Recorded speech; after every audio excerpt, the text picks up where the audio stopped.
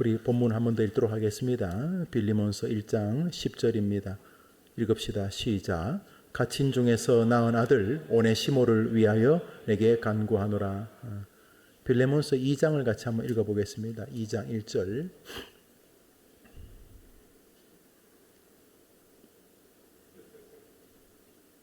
찾는 사람들은 뭐예요? 빌레몬서는 1장밖에 없어요. 그래서 어떤 사람은 나는 빌레몬서 없어 이런 사람도 있지만 묻혀가요. 디도서 다음에 히브리서 사이에 있어요. 빌레몬서 있어요. 한번 더 합시다. 빌레몬서 사도 바울이 빌레몬에게 보내는 종 오네시모를 부탁하는 아주 개인적인 서신. 아주가 제일 중요한 말이에요.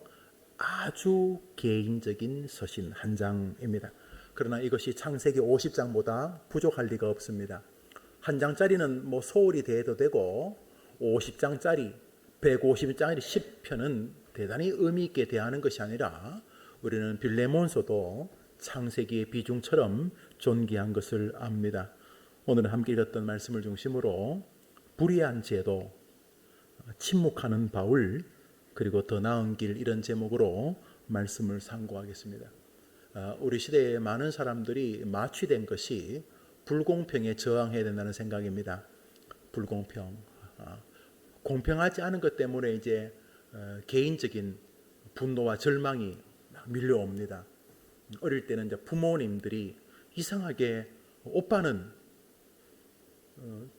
안 그런 척하면서 챙기고 또 언니는 챙기고 둘째는 안 그런 것 같은 느낄 때 그 불공평에 대한 불만이 쫙 쌓입니다. 자기가 어릴 때 뭔가 좀 부모님이 약간은 공평하지 않았다는 취급을 받은 분 한번 눈 크게 한번 떠보세요. 눈 마주쳐봐요.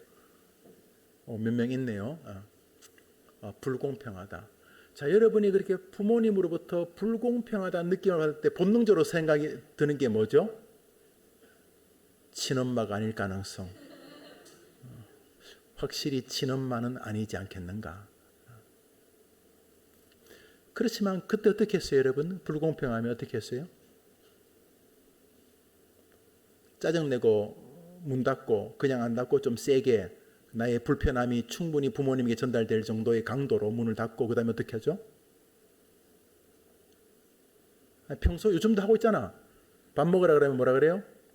안 먹어! 그 불공평에 대한 소극적인 저항. 그러나 그 사회를 여러분이 가보면 놀랍게도 사회가 공평인 척하면서 불공평으로 이루어져 있다는 것을 깨닫게 됩니다. 아니 우리가 독재 정권도 아니고 공산주의 국가도 아니고 왜 이러냐 싶습니다. 근데 주변을 둘러보면 불공평에 완전히 스며든 사람들, 부장님, 대리, 과장, 말단 직원에서부터 저 전무, 상무, 1년에 한 번 볼까 말까 한 회장까지 어딘가 불공평으로 세상이 빚어지고 있는 것 아닌가 그런 생각을 합니다. 많은 사람이 결혼하자마자 이혼을 합니다. 여러 이유가 있지만 공평의 신학이 거기서 작동하기 때문입니다. 내가 여자라고 왜? 내가 남자라고 왜? 이러면서 공평치 않음, 불합리함, 결국 제도적인 문제에 대한 어색한 마음입니다. 최근에 초등학생이 젊은 선생님을 때리고 그것을 못 견뎌 스스로 목숨을 끊은 일들이 있고 또 과거에도 있어 왔던 것으로 보여집니다. 과거는 좀 덜했습니다. 선생님에게 꾸중을 듣는 일들을 스스로 부끄러워 생각했기 때문입니다. 여러분 나이는 드물 것이고 여기 연세 드신 분들은 혹시 학교에서 좀 맞으면은 집에 와서 말했어요? 말 안 했어요? 안 했죠? 왜 말 안 했어요? 더 맞으니까. 그거는 글쎄 그 세대인가 모르겠네. 저는 학교에서 많이 패고 많이 맞고 막 그랬거든요. 그런데 어떻게 친구가 돌아서 또 너무 제가 과도해서 선생님이 가정 방문을 하시기 전까지는 제가 학교에서 얼마나 얻어맞았는지를 부모님은 모르십니다. 왜냐하면 뭐 내가 잘못했든 잘했든 하여튼 학교에서 뭐 선생님께 맞았다 그러면 선생님에게 얼마나 네가 몹쓸 인간인지를 매로 증명하셨기 때문에 절대로 친구들이 놀러와도 너 학교에서 내가 선생님한테 맞은 거 우리 엄마한테 말하면 너 죽어 이렇게 서로 비밀을 공유할 만큼. 근데 지금은 뭐 선생님에게 맞으면 곧바로 뭐 선생님에게 대어들고 또 부모님은 맞을만 하니까 때렸겠지 이러면서 선생님을 때리고 온당하지 않다면 곧바로 이제 소송을 한다고 들었습니다. 슬픈 일입니다. 그러나 지금 이 말 속에 불합리함이 어딘가 존재하고 있습니다. 교육이 뭘까? 왜 학교를 보내는 거지?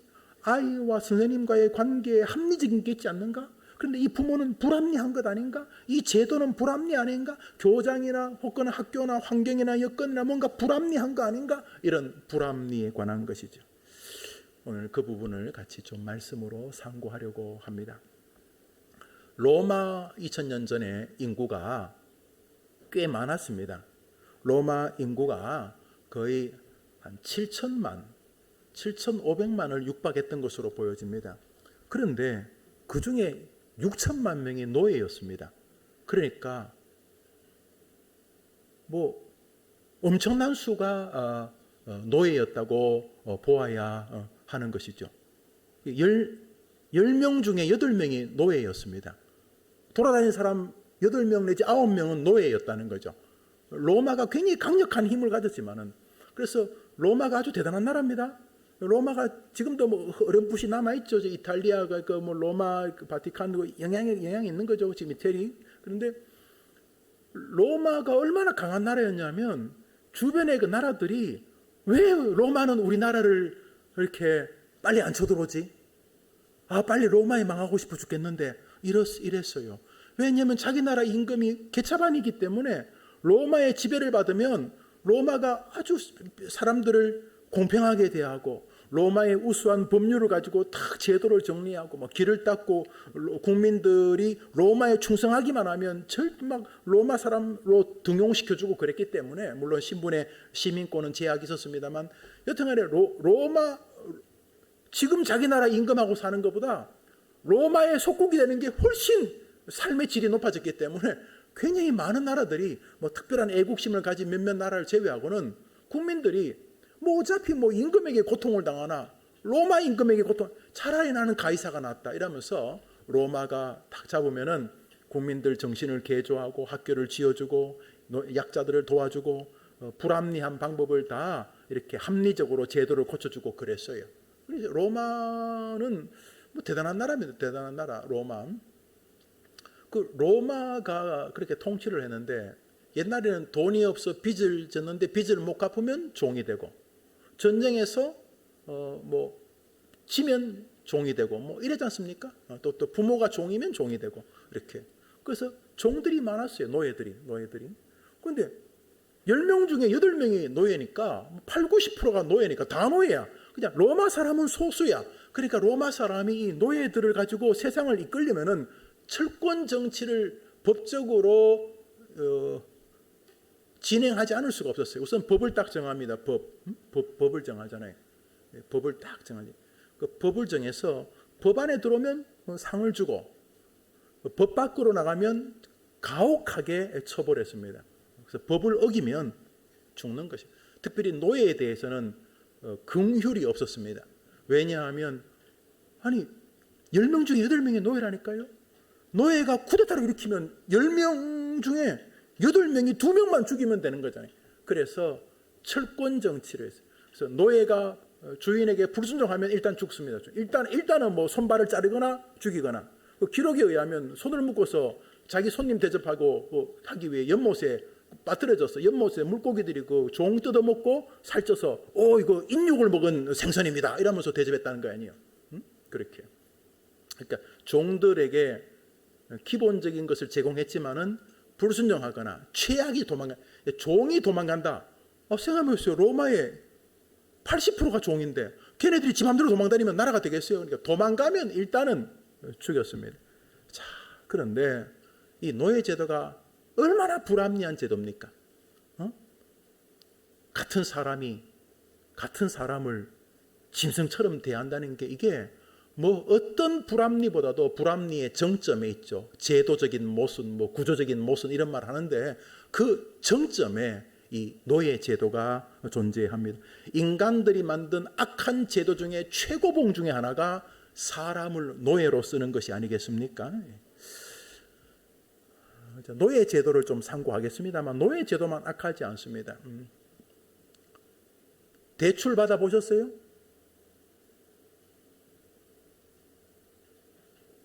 그러면 남에게 대출해주는 사채업을 하고 계세요? 은행 가보시면 공평하다는 느낌보다 어딘가 불공평한 거 아닌가?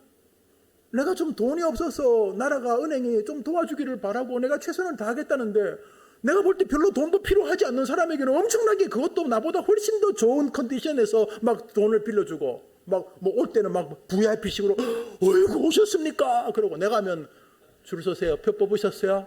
이렇게 무언가 불공평하다는 느낌 안 받으셨습니까? 사회생활, 학교생활은 안 그러십니까? 세상살이가 여러분 정말 완벽하게 공평하십니까? 학벌, 눈에 보이지 않지만 이 학벌 사회 아닙니까? 여러분들 공평해 보입니까 이게? 여러분 가정은 공평합니까? 말했듯이 부부 사이는 공평합니까? 부모 자식 사이는 공평합니까 여러분?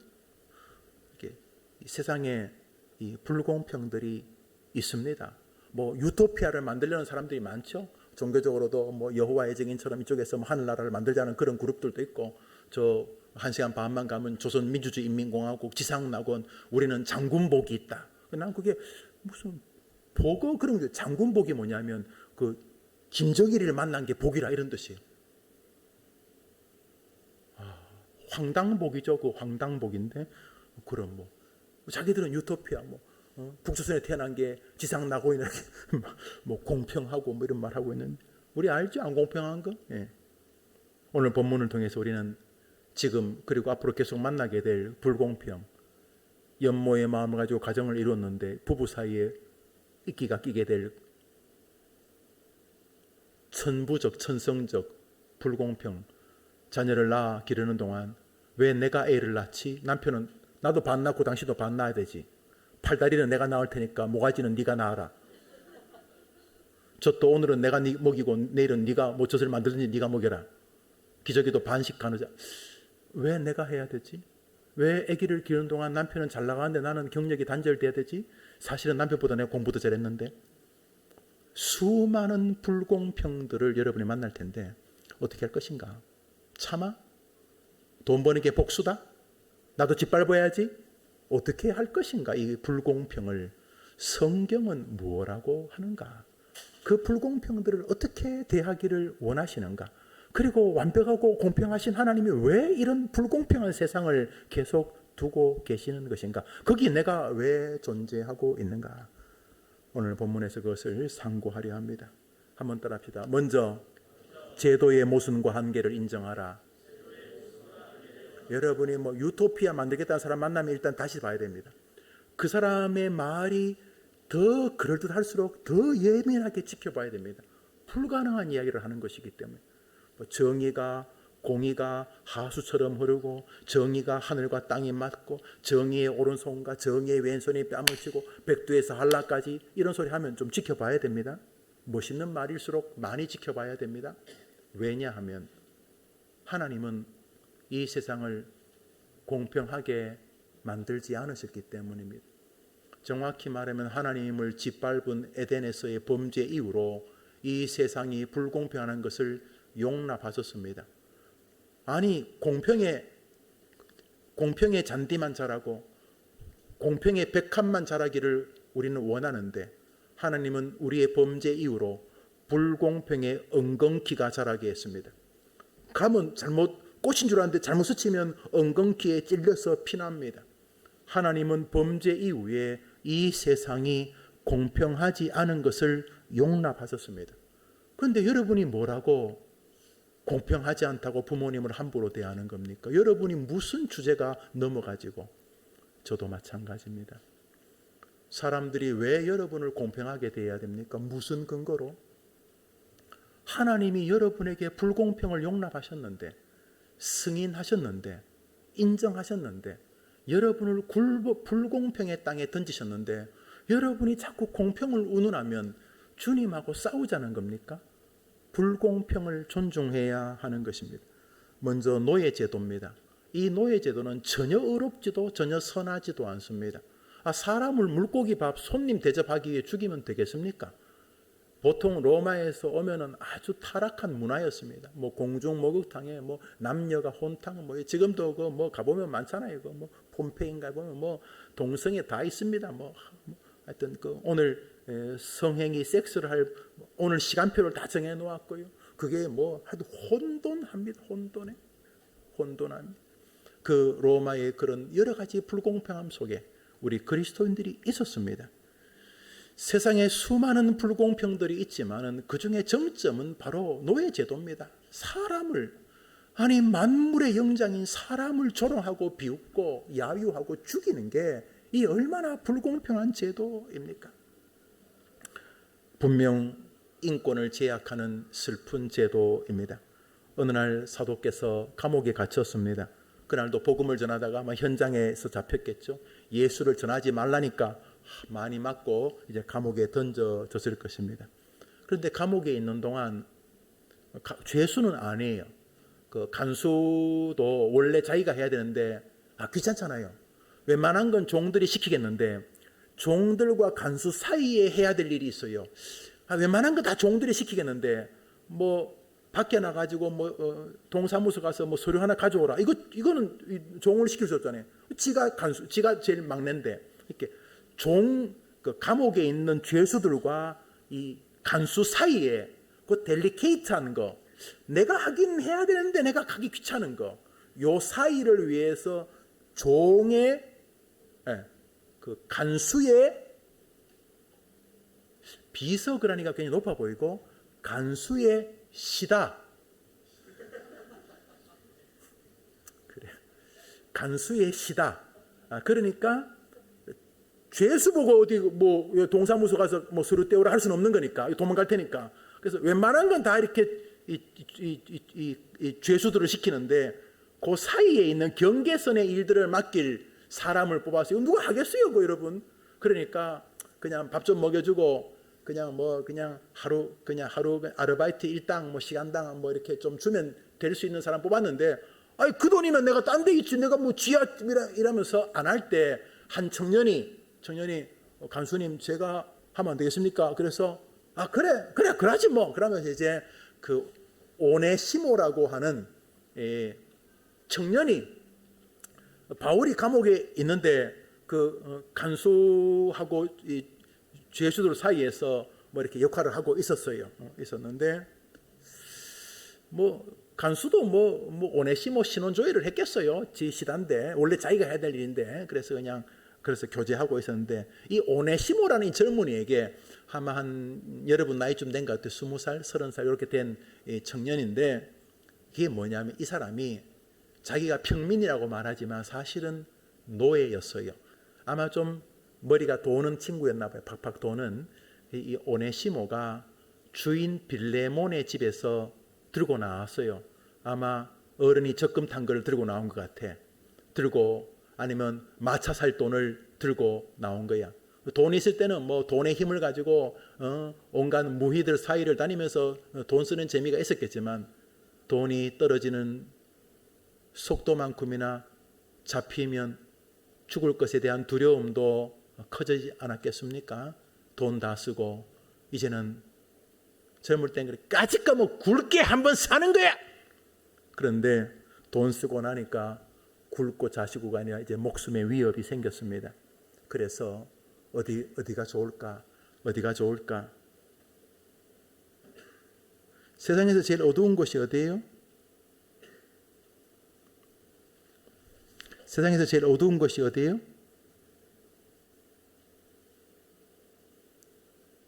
제가 전문적인 용어를 한번 따라와 보세요. 등잔 밑이 어둡다. 오네시모가 잡히면 죽을 텐데 역설적으로 생각해 보세요. 내가 감옥에서 뭐 도와드리고 있으면 설마 나를 잡아가겠나 이렇게 생각을 해서 아마 감옥에서 몸을 보신하면서 살고 있었던 것으로 보여요. 그렇지만 얼굴에 수심이 가득하겠죠. 잡히는 순간 도망 다니는 노예들은 손톱을 다 뽑았어요. 다 뽑고 길거리에서 잔인하게 샘플로 얘가 왜 죽는지, 그리고 종들은 도망가다가 잡히면 어떻게 되는지를 샘플로 보였어요. 지금 우리 코로나 때문에 수년째 지금 두만강 프로젝트는 못 가는데 한 7, 8년 전에 두만강 프로젝트에 가는데 우리 가이드 하시는 선교사님이 목사님 저기 지금 사형하고 있어요. 사형. 해랑강을 일송정 해랑강을 지나는데 그 압록강 해랑강 밑에 다리 밑에 사람들이 많이 모이더라고요. 그래서 우린 차를 타고 그 다리 위를 지나가고 그 밑에 사람들 많이 모이는데 사형 집행하는데 사형 집행 방송해가지고 자 모이세요 하고 그냥 조용히 죽이지. 무슨 죄를 지은 사람을 공개 처형하는 거예요. 아유 섬찟한 나라에 그렇게 공개 처형한다는 거예요. 잡히면 오네시모의 인생은 이제 그렇게 끝장이 나는 거예요. 하루하루가 불안하기 짝이 없겠죠. 하루하루가 사는 게 아니겠죠. 입에 들어가는 게 밥이겠습니까? 돌이겠습니까? 그렇게 살다가 죄수 가운데 좀 독특한 삶을 사는 것 같은 한 노인을 만납니다. 바울이셨습니다. 여보게 자네 수심이 가득하네. 할배 신경 꺼요. 그랬겠죠. 또 찾는 사람 있지 또 신경 꺼요라고. 없어요. 신경 꺼요. 여보게 자네 같은 인생들은 주님을 만나기 전까지 평강을 누릴 수 없어.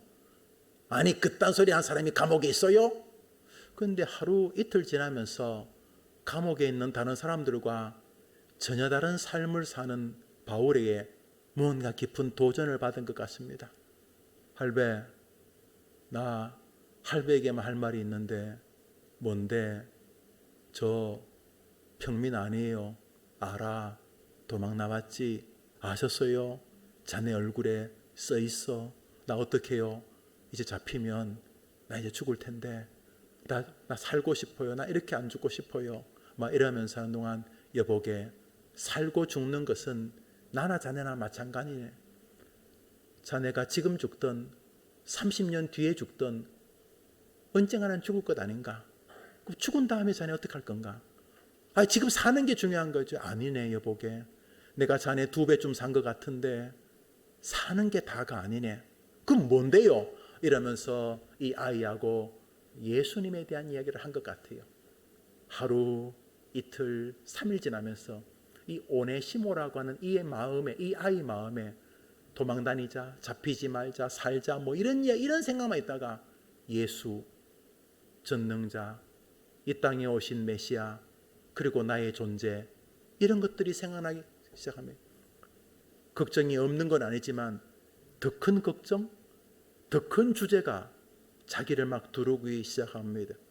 그냥 먹고 살고 취직하고 연애하고 결혼하고 뭐 이런 것이 나쁜 건 아닌데 더 큰 주제, 신이 나를 무슨 계획을 가지고 이 땅에 보냈다는 신존재와 관련되어진 어떠한 생각이 이 사람을 붙잡기 시작합니다. 지금은 뭐 이런 건 다 여유 있는 사람들이, 정신적인 여유가 있는 사람들이 하는 그런 뭐 종교적인 그런 세계인 줄 알았는데 어느 날 뭐 먹고 살고 공부하는 게 안 중요하다는 게 아니라 자기 존재, 내가 이게 왜 와 있는 거지? 우리 엄마 아빠가 날 만든 게 아닌가? 하나님 나를 보내셨다고? 지금 옆에 계신다고? 왜? 그럼 뭐 하자는 건데 이분이? 이러면서 자기 존재와 자신의 현재와 미래와 하나님이 자기를 향한 계획 같은 것에 조금씩 마음이 둡니다. 이게 있다고 뭐 현재 일을 무시하는 건 아니구나. 자꾸 이게 맞물리면서 이거 하고 공부하고 이거 하고 진로하고 이거 하고 연애하고 이거 하고 가정하고 막 섞이기 시작합니다. 이 오네시모라는 아이가 바울을 통해 예수를 영접하게 된 것입니다. 이게 이제 이 사건의 시작입니다. 성경 말씀 읽습니다. 빌레몬서 1장 1절로부터 3절입니다. 읽읍시다. 시작.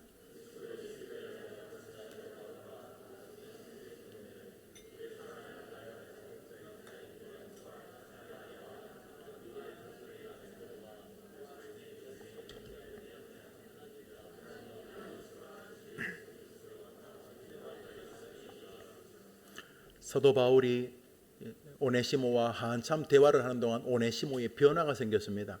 예수를 구주로 영접하고 사도 바울을 영적 아버지로 모시는 정말 믿음의 자녀가 된 것입니다. 자네 주인이 빌레몬이라고 했지. 예, 빌레몬 참 좋은 어른이신데 내가 그 일을 알아. 나보다 몇 살 많기는 하지만은 나를 깍듯이 목사로 섬겼던 내 좋은 동료야. 또 내 제자기도 하고 압니다. 우리 주인 어른은 정말 좋으신 분이에요. 그래서 주인 어른이 그 큰 돈을 저한테 맡긴 거죠.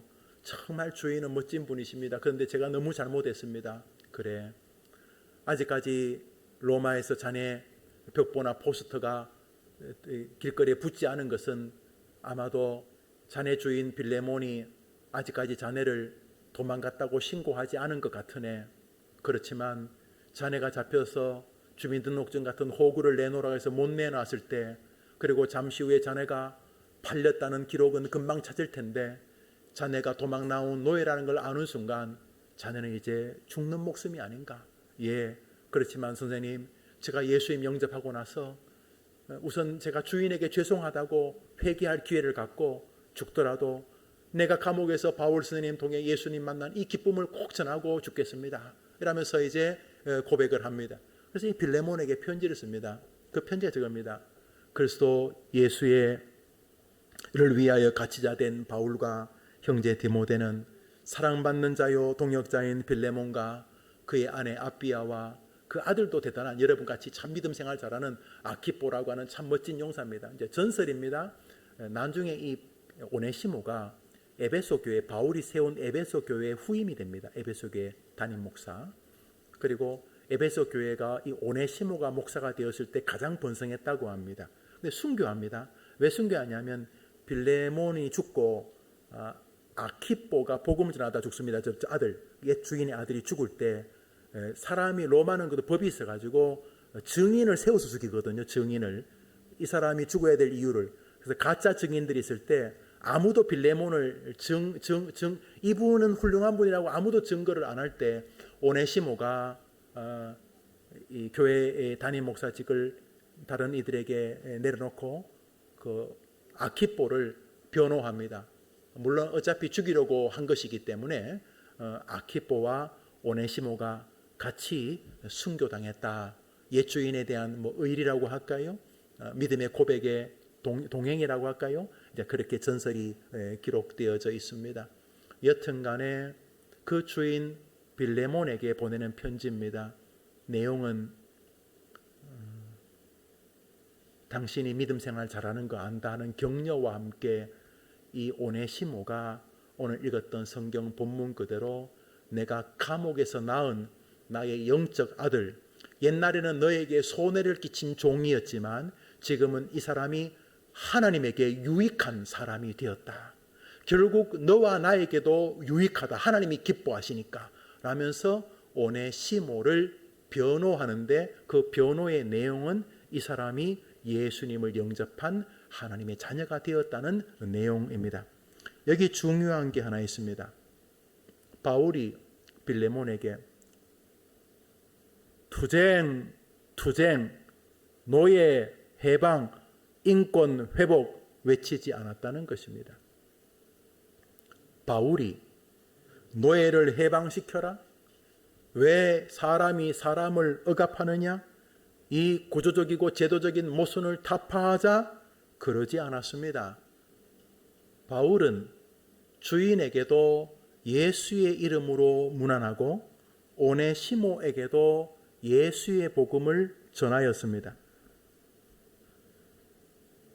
돌아다니는 사람 8, 90%가 노예였던 로마에서 사도 바울은 대세를 장악하고 있는 노예 제도의 모순을 외치는데 자기의 삶을 들이지 않았습니다.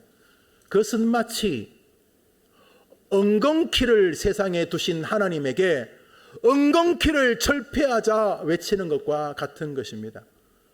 세상의 모순은 에덴의 범죄 이후로 하나님이 용납하신 것입니다.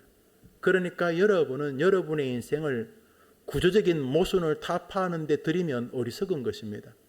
이런 논리를 싫어하는 분이 계실 것입니다. 그렇지만 바보 같은 짓입니다. 엉겅퀴를 철폐하자. 이 땅에 젖과 꿀이 흐르는 땅이 되도록 이 땅에 엉겅퀴를 철폐하자는 것은 에덴 동산의 범죄 이후에 이 땅에 죄가 만영하도록 기꺼이 용납하신 하나님의 의도를 오해하는 것입니다. 그러므로 구조적인 제도를 개혁하자고 하는 것 좋지만은 여러분 금방 깨달아야 됩니다. 그 제도를 개혁하면 그 개혁된 제도가 또다시 여러분을 괴롭힌다는 사실을 알아야 합니다. 본능적으로 깨달아야 됩니다. 그래서 뭔가 새로운 세계를 만들겠다는 인간이 나타나면 그 사람의 또 다른 생각을 보아야 됩니다. 그가 악한 마음을 가졌든지 아니면 순진한 마음으로 하든지 간에 그 배후에는 사단의 속삭임이 존재하는 것입니다. 하나님은 제도와 구조를 바꾸어서 세상이 변화하도록 허락하지 않으셨기 때문입니다. 만일 그랬다면 바울은 계속 노동운동 했어요. 노동운동. 투쟁 하고 그랬어야 되죠. 당연한 거 아닙니까? 베드로도 당연히 노동운동 하다가 죽었어야 돼요. 노동운동. 불법에 대해서, 불합리한 일에 대해서. 그런데 그들은 이 엉겅퀴 가득한 세상에 엉겅퀴를 제거한다고 유토피아가 온다고 생각하지 않았습니다. 어떤 면에서 그 엉겅퀴 세상을 인정하거나 존중까지 하는 듯한 느낌을 받습니다. 이제 그것을 현실적으로 잠시 생각해 보려고 합니다. 여러분, 세상에서 민주주의 국가하는 나라가 어떤 나라입니까? 민주주의 하면 제일 먼저 떠오르는 나라가 됩니까? 미국? 착하네 여러분들. 미국이 민주적이죠. 미국은 제가 아는 한 가장 자본주의에 적화된 나라죠. 부자는 잘 살고 가난한 사람은 병원에도 못 가고, 가난한 사람은 병원에 갈 수 있습니다만 여튼 간에 돈 많은 사람 우선으로 만든 나라이죠. 예, 열심히 하면 100명 합친 것보다 더 많은 연봉을 받고 못하면 당장 잘리고 철저하게 경제적 개념으로 사는 거죠. 그것을 열심히 하는 만큼 한다면 민주라는 표현은 되겠지만 미국보다는 우리 이 시대의 가장 민주적이라는 말에 적합한 곳은 서구 유럽입니다. 미국보다는 유럽 쪽이, 특별히 서유럽 쪽이 더 민주적이라고 보아야 합니다. 그래서 여러분, 민주적인 신사를 주로 어느 나라를 말하죠? 야, 저 사람 참 북한 신사 같다 이런 말 안 하잖아요. 어느 나라 같아? 영국 신사. 예, 영국 민주주의 국가죠. 민주주의의 본상국 이래 부르죠. 근데 영국에는 이상하게 국왕제도가 있습니다. 영국 여왕이 죽었죠. 이제 찰스가 왕이 되는데 영국 여왕이 이렇게 나와가지고 늘 하는 말이 My country, 이게 좋은 말로 우리나라가 아니고 내 나라. 그럴 만해요. 영국의 돈이 화폐가 뭡니까? 원? 리안? 엔? 뭐예요? 파운드. 영국의 모든 파운드에는 누구 얼굴이 있어요? 여왕 얼굴, 여왕. 지도네, 지도. 심지어 영국에서 유언 안 남기고 가면 그 돈 다 여왕 거 됩니다.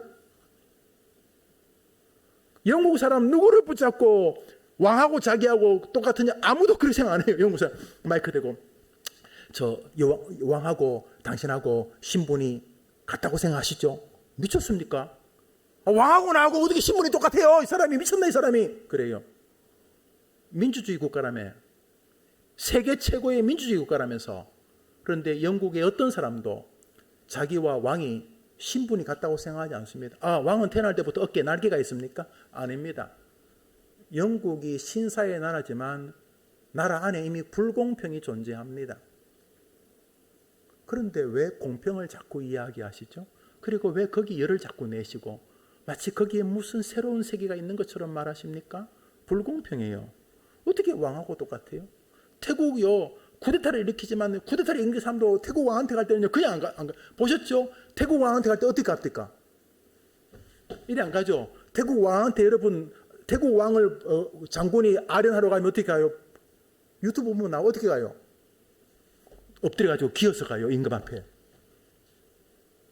나만 봤어요? 태국의 어떤 사람도 태국에 사형제도가 없는데 사형제도가 임금을 모욕하면 사형해. 임금 모욕하면 태국에. 어떤 국민도 왕하고 자기하고 평등하다고 생각하지 않아요.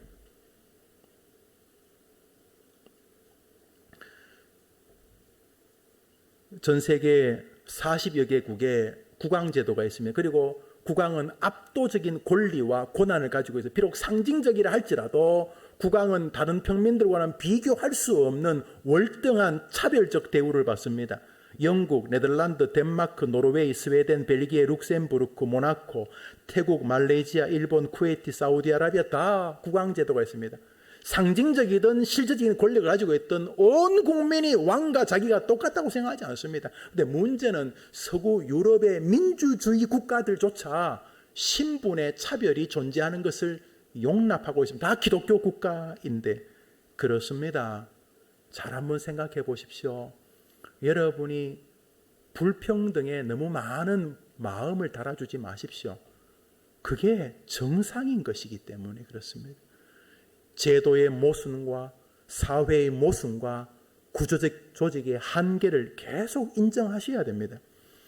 그런데 그것을 마치 바꾸면 세상이 달라질 것처럼 말하고, 내가 이렇게 어려운 것은 구조적인 모순 때문이라고 말하는 것 다 거짓말입니다. 그렇게 하는 사람들을 그거 이용해서 자기가 배부르려고 하는 거예요. 잘 보세요. 노동운동 하던 사람들 지금 다 국회의원 가 있거나 그 밑에서 뭐 단물 빨고 있어요. 잘 한번 보세요, 여러분. 제가 한때 정치에 좀 관심이 있어서 뭐 정치 공부를 해보니까요. 그놈이 해 아래 새 것이 없다는 게 영원한 진리, 여러분. 속지 마세요. 여러분에게 뭔가 유토피아처럼 말하면 여러분 잘 생각해 보셔야 돼요. 저 뻥이다 저거. 성경이 구조적인 것을 바꾸라 그랬으면 얘들은, 이 성경의 기자들은 거기다 인생을 들었겠죠. 그렇게 안 했습니다. 그런데 뭐 했습니까? 바울은 자신이 있는 자리에서 자신이 있는 현장의 사람들에게 예수님을 전해 주었습니다. 구조적인 모순이 있는 가정에서 그는 조심스럽게 예수님을 시부모님에게, 시아주버니에게, 그리고 자기 처가에게, 자기 가족에게, 자기 조부모님에게, 자기 며느리에게, 자기 자식들에게 구조적인 바꾸자고 하지 않고 먼저 예수님을 전해주기 시작했습니다. 바울이 기꺼이 자신을 낮추어서 오네시모에게 예수님을 전해주고 빌레몬에게 편지를 씁니다.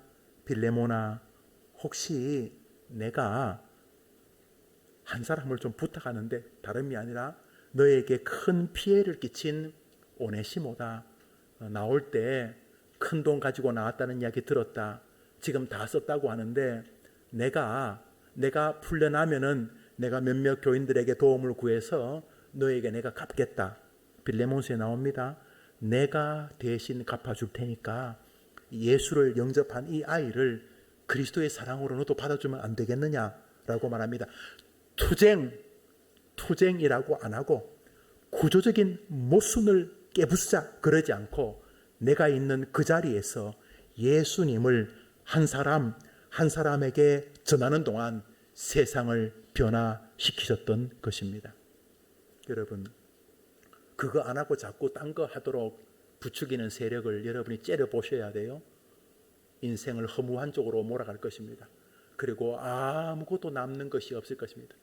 몰라, 내가 노동운동했고 인권운동했다는 스스로의 자위는 될지 모르지만 그거 뻥입니다. 성경에 의하면은 진짜 변화는 사람들에게 피 묻은 예수의 복음을 증거하는 것입니다. 여러분이 있는 곳에서 여러분 때문에 예수 이야기가 퍼질 때 여러분이 그렇게 미워하는 구조적인 모순이 사랑의 틀로 변화되는 것을 보시게 될 것입니다. 여러분이 이루는 가정, 이룰 가정, 여러분이 만날 시부모님, 여러분이 만날 며느리, 여러분이 만날 사위, 여러분이 만날 장인들을 바꾸고 싶다고요? 구조적인 모순 백날 이야기해도 안 된다는 걸 아시고, 나는 이 가정에 선교사로 왔다. 30년 계획, 우리 시댁은 다 나 때문에 교회 다니는 우리 남편을 제외하고는 독실한 불교 신자들인데, 불신자들인데, 무신론자들인데, 나는 30년 목표, 나는 이 가정을 예수의 가정으로 만들겠다고 여러분이 바울처럼 오네시모를 대하는 동안 여러분이 기적을 경험하게 될 것입니다. 사단은 이거 안 하게 하죠. 그러니까 직장 생활이 완전히 지옥같이 되는 거죠. 직장에서. 그래서 돈 벌어서 헌금하면서 주님 섬기려고 하지 마시고 여러분 직장을 교회 만드셔야 하는 것이죠. 제발 여러분이 돈 벌어서 그 돈 가지고 헌금해서 하나님 일하려고 하지 말고 여러분이 있는 직장을 교회가 되게 해야 되는 것이죠. 한번 아멘 해봐요. 벌써 기분 나빠요. 아직 멀었는데 벌써 기분 나빠요. 여러분, 오네시모하고 둘이 우리 구조적인 모순을 깨트리자 이러지 않고, 오네시모야 너는 예수님 어떻게 생각하니? 하고 그에게 예수의 복음을 전해 주었습니다. 너무 소프트해 보입니까? 너무 소극적인 것 같아요? 친구들은 데모하면 감옥 가고 감옥에서 별다고 나오면서 그런데 마치 의협심이 있고 민주주의의 투사 같은데 조용히 사람들에게 예수 믿으라고 말하면 비겁한 사람처럼 보입니까? 정말 그렇습니까? 그래서 다니면서 이 구조적인 엉겅퀴를 다 빼야지만 멋진 인생을 사는 것 같습니까? 하나님을 우습게 여기는 것입니다. 너희들이 이 땅에서 엉겅퀴하고 살게 될 것이다. 죽는 날까지 여러분이 어느 병원에서 죽을지 어느 요양원에서 죽을지 모르지만 죽는 날까지 여러분은 불공평하다고 죽을 것입니다. 왜냐하면 옆 침대와 여러분을 다르게 대할 테니까. 불공평은 여러분이 이 땅에서 호흡이 멈추는 순간까지 여러분 곁을 떠나지 않습니다. 그리고 그 불공평에서 여러분이 만든 상상의 공평이 선이라는 생각을 계속 사단이 부추길 것입니다. 그래서 끝없는 의미 없는 인생살이로 몰아가게 될 것입니다. 그러나 보십시오. 세상이 더 좋아졌습니까? 정말 그렇습니까? 지난 정권에서 대학교 시간 강사들의 인권을 좀 회복시킨다고 대학에서 시간 강사 제도를 폐지하고 무슨 협력교사인가 무슨 교수로 만들어 가지고 방학 때도 한 50만 원씩 주고 그래서 시간 강사로 쓰지 못하도록 4대 보험도 들어주는 것처럼 해갖고 뭘 해보려고 그랬어요. 대학이요? 그렇게 안 했어요. 대학이 시간 강사를 다 자르고요. 전임 교수들에게 더 많은 수업을 안치면서 시간 강사들이 훨씬 더 많이 직업을 잃어버렸습니다. 세상요, 구조적인 걸 1000년을 바꿔도 또 다른 엉겅퀴를 만들어내는 곳입니다. 속지 마세요. 제발 속지 마세요. 특히 여러분의 그 낭낭한 그리고 순진하고 푸른 여러분은 순진하지 않다고 생각하겠지만 그렇지. 요즘 그래도 여러분 중학생들이 여러분 보고 순진하다 그러더라고요. 요즘 제일 무서운 게 중학생이잖아요. 대학생들이 몰아가면 중학생이 그런다면서요. 자식 순진해가지고 그래 중학생. 여러분의 생애에서 제도 구조 이런 말하면 여러분 얼른 깨달아야 됩니다. 옛날 이야기 하는구나. 그래 네가 할 수 있는 최선이겠지. 그래 젊음이 또 그런 거 아니겠어? 구조적인 거 모순화 깨트리자 좋은 말인데 우리는 그 허물을 일찍 깨달아야 합니다. 구조가 바뀌어지는 게 아니고 하나님은 여러분을 통해 사람을 바꾸기를 원하시는 것입니다. 제발 엉뚱한 짓 하지 말고 먼저 여러분의 엄마에게 여러분의 아버님에게 예수님을 전하십시오. 온 힘을 다해서. 그 결과 예수의 복음을 증거하자 그 복음은 바울, 그 똑똑한 사람, 로마 시민권을 가졌고 당대 최고의 학벌을 가진 바울을 변화시켰고 감옥에 갇혀서 도망다니던 오네시모를 변화시켰고 오네시모의 과거와 현재와 그의 미래를 변화시켰고 오네시모를 통해 에베소 교회가 들어서게 되고 오네시모의 변화를 통해 그의 주인 빌레몬을 변화시켰고 그 오네시모를 변화시킨 바울을 통해 지금 설교 듣고 있는 우리들도 변화시키려고 하고 있지 않습니까? 가장 강력한 힘이 뭡니까? 2000년 동안이나 이어지는 강력한 힘이 뭡니까? 사람들에게 예수님을 전하는 것입니다. 한번 아멘 해보세요. 그래서 주님이 유언한 게 뭐냐 하면 구조적인 모순을 타파하라고 하지 않고 땅끝까지 다니면서 복음을 증거하라고 유언하신 것입니다. 여러분, 주님이 여러분 보고 제도 개혁하라고 하지 않고 사람들에게 복음을 증거하라고 하셨다는 것을 여러분이 기억하셔야 합니다. 오늘 본문은 제도의 모순과 한계를 죽는 날까지 인정하라. 그것은 불의한 정권을 존중하라 뜻이 아니라 인간과 하나님 사이에서 세상에 엉겅퀴가 가득하다는 것을 인정하라는 것. 제발 억울하기 때문에 교회를 안 다닌다느니 뭐 억울하기 때문에 죽고 싶 이런 말은 죄송하지만 억울한 거는 맞는데 그 억울함 때문에 여러분이 뭔가 결정하는 건 무조건 틀린 거예요. 오답이야, 오답. 억울한 거는 맞는데 한번 답해서 엄청나게 억울하다 해봐요. 엄청나게 억울하다. 엄마가 그럴 수가 있다. 엄청나게 억울하다. 어떻게 세상에 이럴 수가 있다. 오늘 성경은 우리에게 제도와 구조의 모순을 인정하라고 말하고 있습니다. 두 번째로 오늘 본문은 따라합시다. 남을 변화시키려 하지 말고 내가 변화되려고 노력하라. 남에게 변화하라고 하지 말고 내가 변화하는 모습을 보이라. 사도 바울은 오네시모를 보고 오네시모야 변해라 이러지 않았습니다.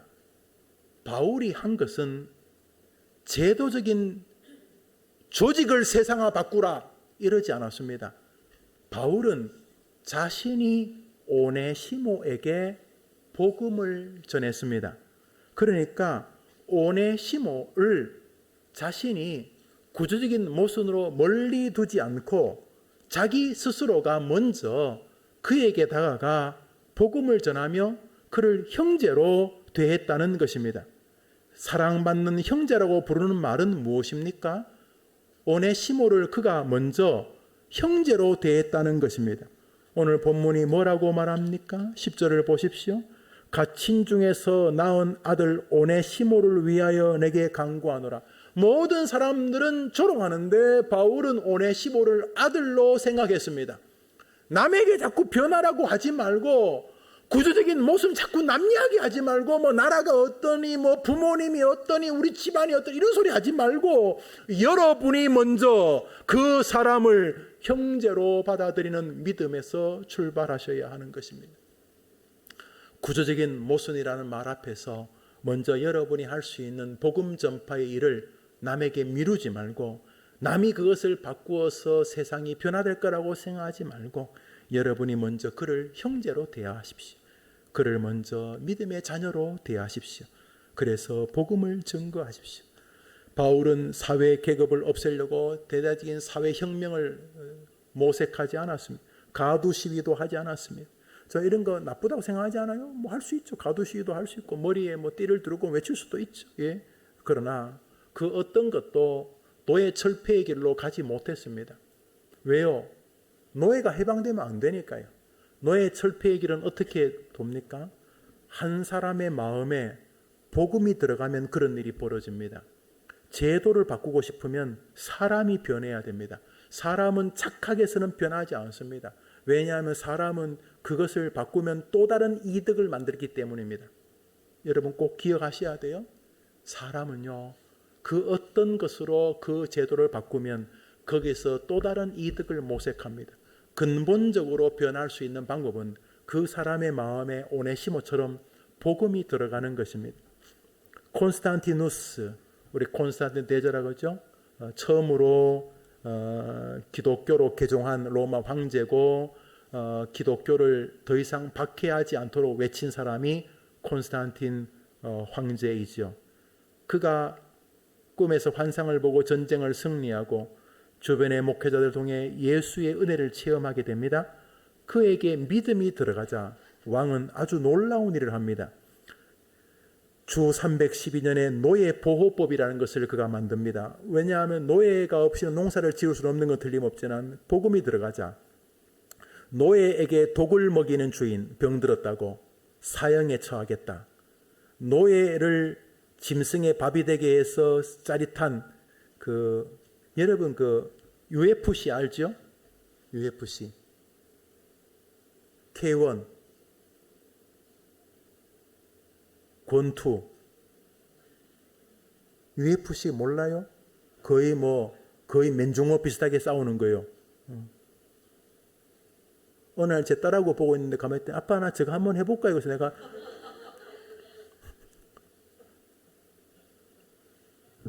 너무 놀래가지고 아빠 제명해 죽고 싶다 이렇게 말을 했는데 그놈이 또 그거 한다고 하면 또 할 놈 같아가지고 느낌이. 그래서 여튼간에 싸움지. 근데 그 쾌감이 있어요, 여러분. 남자분들 꽤 좋아하는 분 많죠. 아우 잔인해 그러는 엄마나 여동생을 밀치고까지 보잖아요. 그런데 여러분 판정으로 가는 게 좋아요? 한 명이 얻어 터져가지고 KO로 끝나는 게 좋아요? 좋아요 그럼 이상한데. 사람은 노예가 아니에요. 노예도 사람이 아니고 노예는 그냥 말하는 짐승이에요. 그러니까 개 두 마리 싸우는 것 같은. 그래서 야수의 발톱에 심장이 뜯기고 목을 물고 막 목을 들고 목이 먼저 떨어지고 저기 목이 떨어져 있고 팔다리 뜯어먹고 하면서 그걸 막 열광했을 것으로 보여요. 노예를 짐승의 밥으로 주는 사람은 사형을 시키겠다. 노예의 피부에 낙인, 얘는 내 거다 라고 도장을 찍는 행위를 하는 주인도 사형을 시키겠다. 그래서 콘스탄틴이 어제까지 노예하고 잘 하던 사람이 예수의 복음이 들어가자 노예 제도를 다 철폐할 용기는 없었지만은 노예를 함부로 대하면 죽이겠다는 법을 선언하게 됩니다. 완만하지만 복음이 꿈틀거린 것입니다. 늦어 보이시죠? 아닙니다. 복음만이 여러분과 여러분의 미래를 살리는 길이고 여러분이 그렇게 싫어하는 구조적인 모순을 해결하는 길입니다. 기독교인들은 여기서 물러서면 안 됩니다. 에이, 복음 가지고 되겠나? 됩니다. 안 되면은 예수님이 그것을 마지막 유언으로 하실 리가 없습니다. 땅끝까지 가서 내 증인 천하 만민에 다니며 복음을 증거하라는 말은 예수님의 지상명령 마지막 유언입니다. 왜요? 그것만이 너희들이 꿈꾸는 올바른 나라로 가는 길이고 무너진 가정을 회복하는 방법이고 탈선한 자식이 돌아오는 길이라고 주님이 말씀하시기 때문입니다. 제도가 아닙니다. 사람입니다. 사도 바울은 노예 제도를 바꾸지 않고 오네시모를 바꿨습니다.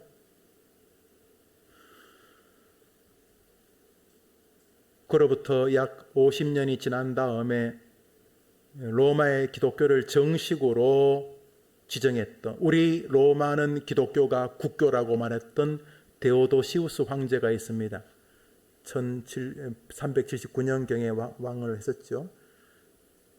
그는 한 걸음 더 나아가 노예를 분리해서 파는 사람은 사형의 엄벌에 처하겠다. 옛날에는 노예는 사람이 아니잖아요. 그러니까 노예가 자식을 낳으면 젖을 떼면 팝니다. 야, 요 예쁘장한 여자애가 있는데 3살짜리다. 요거 괜찮다. 요거 데려다 가지고 심부름 시키고 커서 또 이렇게 데리고 있을 수 있다. 이러면서 이번에 노예가 애를 낳았는데 애가 건강하다. 괜찮다. 요거 네가 얼마에 살아. 그래서 노예가 자식을 낳으면 뿔뿔이 팔아버렸습니다. 얼마나 참혹합니까? 그런데 데오도시우스가 예수가 안에 들어가자 노예를 분리해서 파는 사람은 죽이겠다 이렇게 말합니다. 그러니까 노예를 상처내도 문제가 생기고 노예가 억울한 일을 당해도 문제가 생기는 듯한 것이 주 300년경부터 꿈틀거리기 시작합니다. 노예 역사는 유구합니다. 그런데 그리스도의 복음이 들어가자 일정한 변화가 존재하게 되었습니다. 여러분 기억해야 될 것은 제도가 아니고 콘스탄틴 사람입니다. 제도가 아니고 데오도시우스 사람입니다. 언제나 그렇습니다. 그러므로 구조적인 모순 이렇게 말하는 그 사람에게 예수를 증거하십시오. 그 사람이 예수님을 영접하게 하십시오. 그 사람이 그런 실력이 있는 사람이면 더더욱 강력하게 예수를 증거하려고 하십시오. 복음이 제도가 아니라 사람을 바꾸는 하나님의 길이기 때문입니다. 마지막으로 하나님은 우리에게 이런 종의 제도를 통해서 몇 가지 의도를 제공하고 싶어 하심이 분명합니다. 하나는 한계성입니다. 이 세상은 끝까지 모순이구나. 이 시대는 더 이상 종이 없는 것 같지만 아니요. 가만히 보세요. 눈에 보이지 않는 주종관계가 형성되어져 있습니다. 가만히 보세요. 유형은 다를 뿐이지. 그래서 이 땅에서 우리로 하여금 영원한 자유, 오직 그리스도 안에만 있고 최종적으로 우리가 하나님과 함께 더 이상 종이 아니라 영원히 왕노로다 하늘나라를 그리워하는 소망의 마음의 도구로 이 땅에 모순을 주셨습니다. 이 땅이 유토피아면 죽고 싶어 하겠습니까? 그렇지만 이 땅에 살면서 몸도 자꾸 아프고 또 이런저런 마음씀도 좀 괴로워지고 또 몸도 좀 마음도 연약해지고 그러면서 조금씩 더 천국을 바라보게 하신 그 중에 하나가 이 세상이 가지고 있는 재정적, 성징적, 관계적 모순입니다. 이런 모든 모순 속에서 하나님은 우리로 하여금 이 땅이 전부가 아니라 하늘을 바라보게 하셨습니다. 동시에 이 시대의 많은 모순들을 통해서 우리들로 하여금 죄의 결과를 보게 하셨습니다. 원래 이렇게 사람이 미워하고 시기하고 구조적이고 제도적이고 이런 소리 할 일이 없었는데 우리가 에덴의 범죄 이후로부터 이런 모든 모순에 서게 되었습니다. 그래서 이런 모순은 우리로 하여금 죄의 끔찍함을 자꾸 돌아보게 하시는 것입니다. 그 다음에 아주 중요한 제도가 있습니다. 한번 따라합시다. 이 세상의 불의한 종제도를 통해 참 종제도이신 하나님의 백성, 하나님의 종이 되는 기쁨으로 우리를 인도하려는 의도가 있으시다. 육신의 종이란 것이 괴로운 것이거든, 아픈 것이거든요. 육신의 종, 그리고 육신의 주인을 바라보다가 정말로 내가 멋진 종살이를 하고 싶은 분이 있을까? 정말 내가 내 인생을 다 바칠 만한 주인이 있을까? 종살이의 모순 속에서, 주인의 모습 속에서, 주인과 종 사이의 관계의 모습 속에서 우리를 하여금 참 종, 참 주인을 향한 갈망의 마음, 내가 정말 전심을 다해 헌신할 만한 주인이 있을까? 정말로 나를 사랑하는, 그래서 내가 그분의 종이 되고 싶어서 자네 이제 그만하게, 아니요 날 제발 종에서 종 그만하라고 하지 마세요 할 만큼 내가 정말 종이 되고 싶은 분이 있을까? 이 세상의 모순은 그 모순의 정점에 계신 하나님을 바라보게 하는 의도, 거기에 진리가 담겨 있다는 것이죠.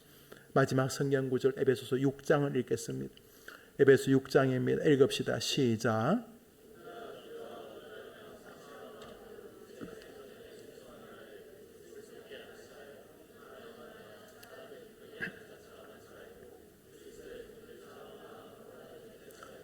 여기 중요한 제도는 뭐냐 하면 사도 바울이 종 제도를 부술 생각이 없었어요. 사도 바울은 지금 정확히 기독교 정신을 가지고 있어요. 이 땅의 종의 제도는 한계를 가진, 그렇지만 하나님이 용납하신 세계다. 이 종 세계를 바꾸면 더 큰 고통이 가난한 자들에게 올 것이다. 이 종 제도를 바꾸는 순간 훨씬 더 많은 고통이 새로운 유형의 종을 생산하게 될 것이고, 그동안은 주인이 짊어져야 될 수많은 고통을 종들이 분여하게 될 것이다. 민주주의라는 이름으로 괜찮은 듯 하지만은 엄청나게 많은 사람들이 고통을 당하게 될 것이다. 옛날에 종들은 거의 자살 안 했어요. 열심히 헌신하면 주인에게 보호를 받았으니까. 그렇지만 이 시대에 얼마나 많은 사람이 죽습니까? 더 이상 자기를 보호하는 종들이 없었어요. 옛날에는 종들은 집 걱정 안 했어요. 주인이 다 집을 주니까. 이 부분은 바울이 신학적으로 정리된 부분입니다. 저는 이 시대의 종을 인정하자는 뜻이 아닙니다. 사도 바울은 영원히 제도의 모순을 알았습니다. 그래서 사도 바울은 종의 제도를 바꾸자 이런 말 한마디도 안 해서 심지어 종에게 뭐라고 했어요? 주인에게 그리스도에게 하듯 하라. 결국 그 주인이 너를 보고 도대체 저놈이 뭐가 있길래 이렇게 충성스러운가? 저놈이 예수를 믿고 있구나. 주인에게도 주인아, 종들을 대할 때에 하나님의 사람처럼 대하라. 종들이 왔는데 다른 주인에게 얻어맞고 이 집에 팔려왔는데 이 집 주인은 왜 이렇게 나를 사람 취급하지? 저 주인은 도대체 뭐지? 저 주인의 마음에 예수가 있구나. 이렇게 해서 종과 주인 사이가 예수 안에서 놀라운 세계로 진입하기를 바라고, 이것이 모든 구조적인 모순을 해결하는 길이라고 믿었던 것입니다. 느려 보이지요?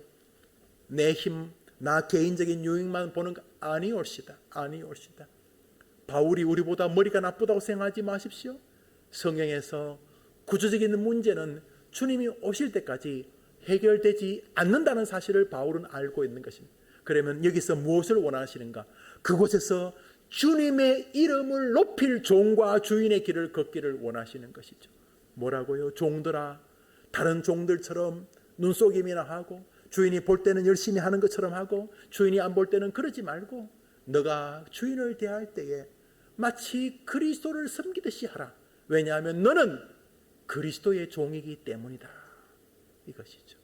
한번 더 합시다. 나는 이 모순적인 세상에 주님으로부터 파송받은 주님의 종입니다. 이것을 가지고 여러분의 삶을 점검해 보십시오. 그러면 여러분이 두 가지 결론에 도달할 것입니다. 하나는 내가 굉장히 비성경적으로 정의감에 불탔구나, 비성경적으로 삶을 바라보고 있어서 정돈이 안 되었구나, 이 생각이 드시거나, 두 번째로 하나님께서는 나로 하여금 내 주변의 사람들에게 복음을 증거하는 방식으로 주인이든 종이든 건강하든 장애우든 남자든 여자든 사장이든 종업원이든 내가 있는 그 자리에서 예수의 복음을 증거하는 방식으로 내 주변에 하나님의 나라가 말대로 정의가 강처럼 흐르는 곳이 되게 하기를 원하시는구나. 복음을 증거하는 방식으로 사도 바울이 오네시모에게 복음을 증거하고 사도 바울이 빌레몬에게 복음으로 권면하는 동안 빌레몬과 빌레몬의 가족과 오네시모와 바울 안에 하나님의 정의가 강같이 흐르게 됩니다. 결국 오네시모는 초대교회의 위대한 지도자가 되어서 수많은 사람을 주님께로 인도하는 위대한 주의 백성의 반열에 서게 되었던 것입니다. 이 얼마나 완벽하고도 아름다운 길입니까? 영국의 윌리엄 윌버포스라는 사람이 있습니다. 8살 때 아버지가 돌아가셨습니다. 그런데 삼촌, 숙부가 계셨는데 이분이 영국 부흥에 영향을 입은 아주 신실한 믿음의 사람이었습니다.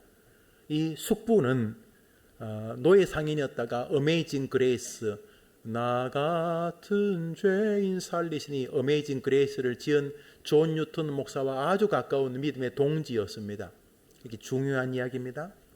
이 숙부가 거의 고아와 같이 자기 집에 와 있는 조카 윌버포스에게 예수님을 전해줍니다. 이 윌리엄 윌버포스가 굉장히 공부를 열심히 하는 아이예요. 열심히 공부해서 그리고 때가 되어서 정치기에 들어서 국회의원이 됩니다. 국회의원이 되었을 때 이 마음 안에, 이 아이 마음 안에 노예들, 영국과 미국 사회를 주름잡고 있는 노예들에게 복음을 증거해야 되겠다는 강력한 마음이 듭니다. 그래서 국회의원들을 모아서 서명 작업을 합니다.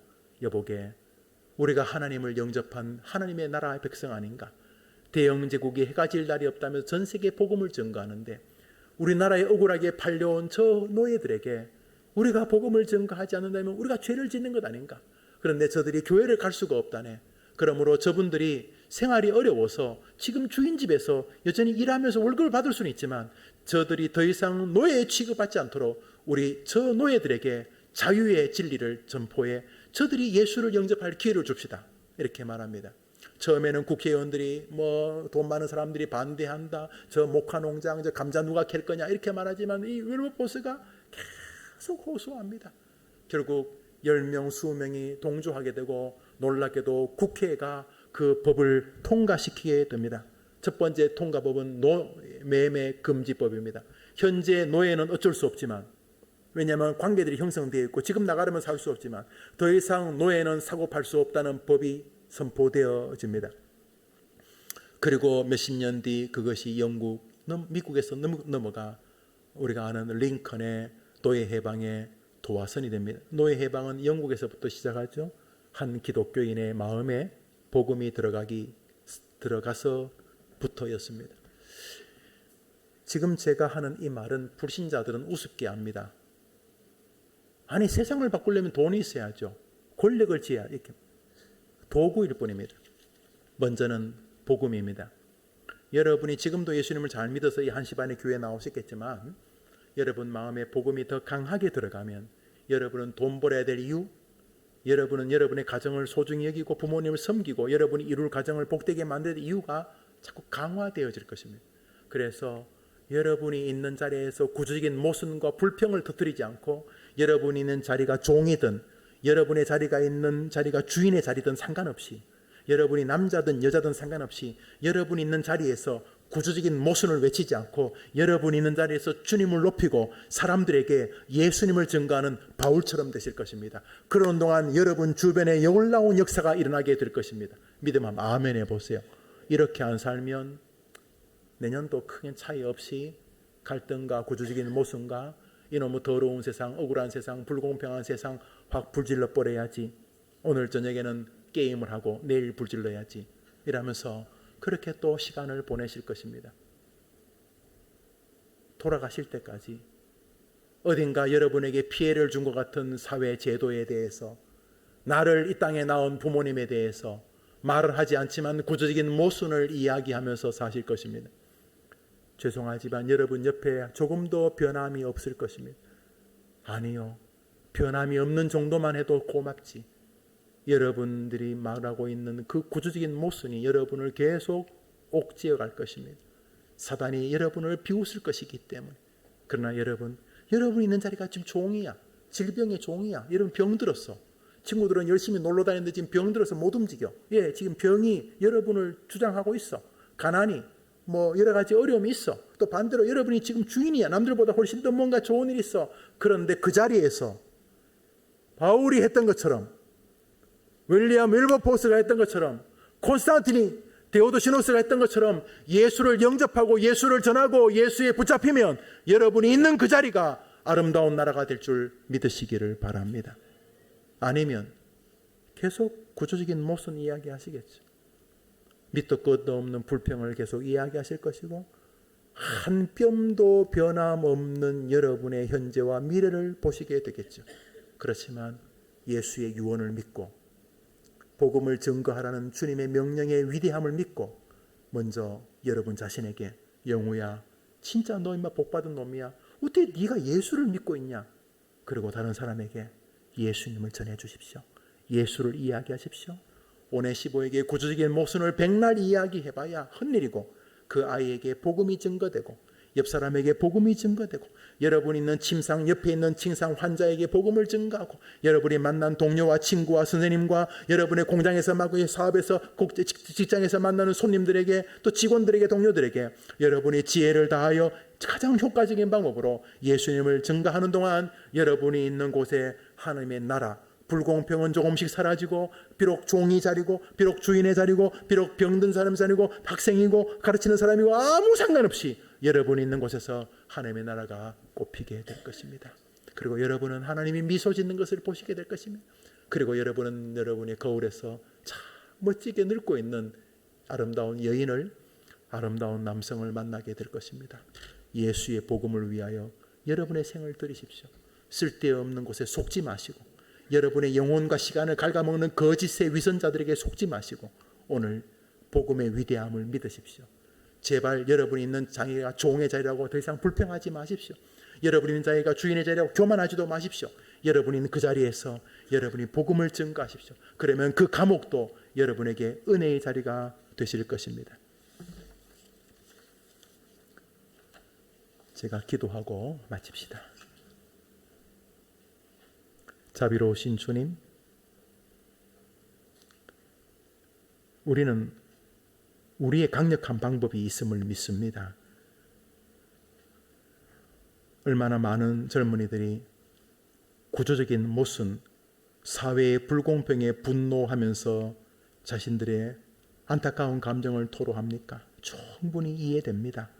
모든 좋은 것은 이미 기성세대 기득권자들이 다 가지고 있고 그것도 온갖 권모와 술수와 불공평으로 그런 것 같아서 너무너무 화가 나고 마치 나의 미래를, 젊은 이 소망을 어른들, 기성세대들이 다 갈취해 간 것 같은 안타까움을 가질 때가 많이 있습니다. 그런데 가만히 보면 그것이 오늘의 문제가 아니라 에덴 동산에서 범죄한 이후에 인류의 역사에서 단 하루도 공평으로 세상이 진행된 것이 없었다면 오늘 나의 삶은 다소 억울한 면이 없지는 않아도 비정상적인 삶은 아니라는 사실을 깨닫습니다. 우리 청년들에게 속지 않는 영성과 정돈의 지혜를 주셔서 어떻게 세상을 바꾸는 것인지, 지금 내가 감옥에 있는 죄수든지 종이든지 종의 주인이든지 내가 있는 곳에서 가장 강력하게 하나님을 높이는 방법, 복음 전파자의 길에 우리 모두가 서게 해 주시옵소서. 젊은이들의 한 주간을 축복해 주시옵소서. 다가오는 여름 순회가 은혜와 안전 가운데 진행되게 해 주옵소서. 날마다 성경 속에서 자신의 길을 찾게 하여 주옵시고 설교 속에서 자신에게 다가온 주님을 만나게 도와 주시옵소서. 하루가 가도 성경 한 장 읽지 않는 것을 죄악시 여기게 도와주시고 말씀의 은혜가 없이 살은 것이 얼마나 송장 같은 것인지를 기억하고 먼저 날줄을 펴서 말씀을 읽고 강단에서 드리는 설교를 중심으로 믿음의 길을 걸어가고 자기를 향한 주님의 계획을 발견하게 도와 주옵소서. 이 아름다운 젊은 시절 허송세월하지 않게 하시고 주님의 종으로서 맡겨진 사람들에게 예수를 증거하는 이 시대의 선교사의 길에 우리 모든 젊은이들이 있게 하시고 이들을 위해 수고하시는 교육자들과 멘토들에게도 같은 은혜를 내려 주옵소서. 예수님의 이름으로 기도합니다. 아멘. 구주 예수님의 은혜와 하나님 사랑과 성령 교통하심이 예배하는 귀한 백성들 위해 영원토록 함께 있을지어다. 아멘.